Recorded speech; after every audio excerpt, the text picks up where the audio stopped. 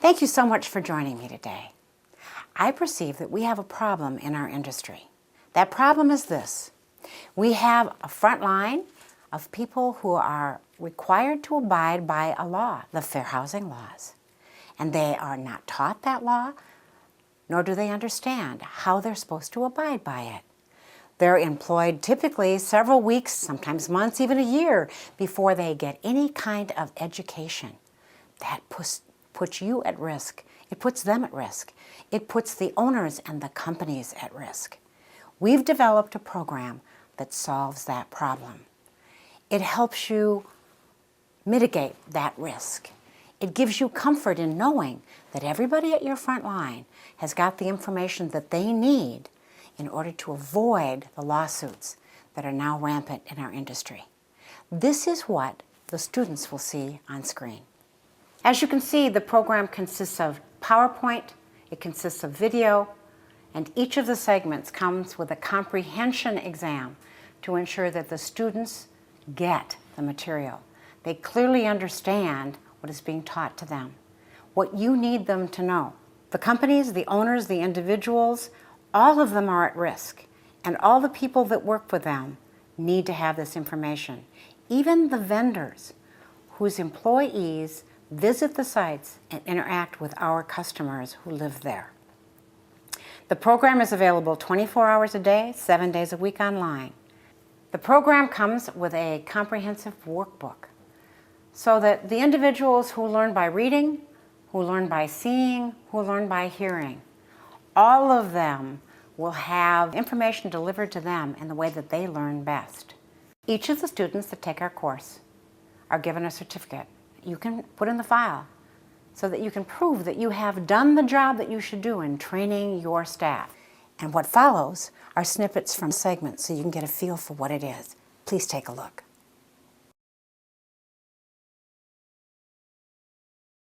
We're going to talk about the law, specifically the fair housing laws.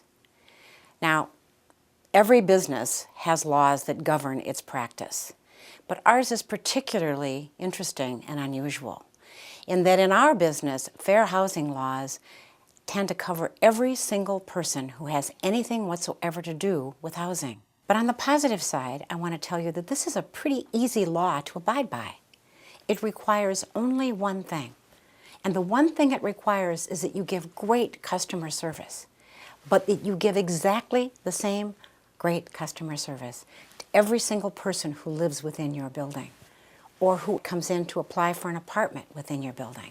That's the only requirement.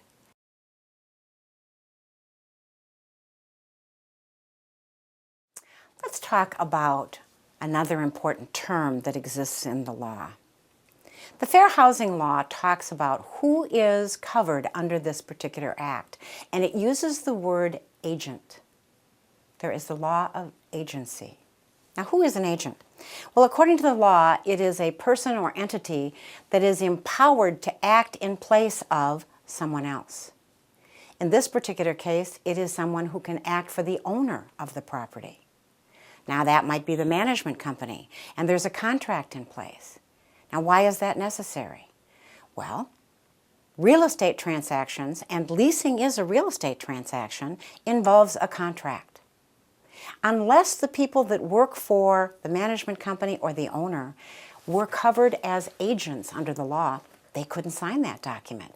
They could not bind the owner to that lease unless they were covered as an agent. They were considered under the law to be an agent. The same thing is true in the fair housing arena. Anything that any of the people do who are involved in housing, multifamily housing or single-family housing management, are considered to be agents under the law. And therefore, what they do binds the owner in good ways, but it can also bind them in bad ways.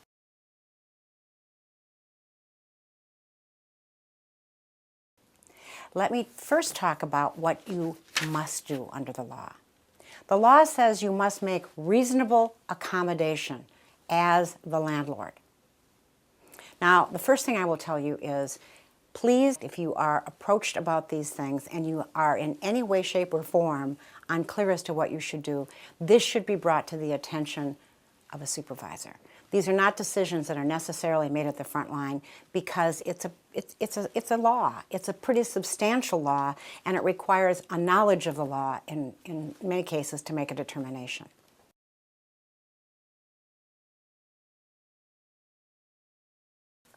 In continuing our discussion of the protected class of handicap or disability, I want to talk about something that arises fairly often in our industry, and that is the request to house a service animal. So let me again read to you from the law. The person requesting a service animal has to have that animal meet 3 criteria. The first is the person who is making the request must have a handicap under the Act, as defined in our last segment. The service animal must serve a function that is directly related to the handicap, and the request to have the service animal must be reasonable.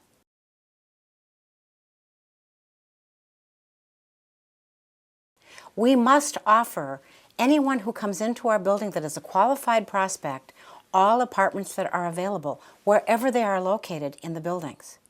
We may ask what their preference is as to which they want to see, because then we're not steering.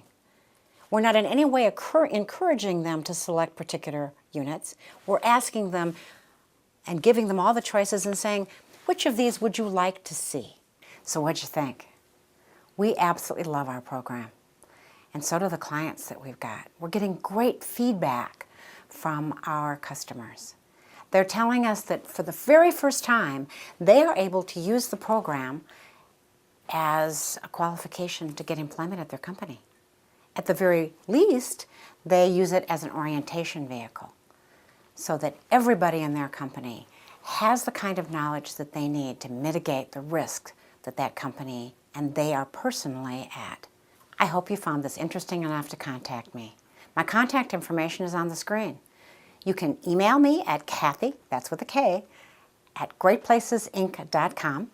Or better yet, give me a call. My cell phone number is 612-850-3123. I'd love to hear from you.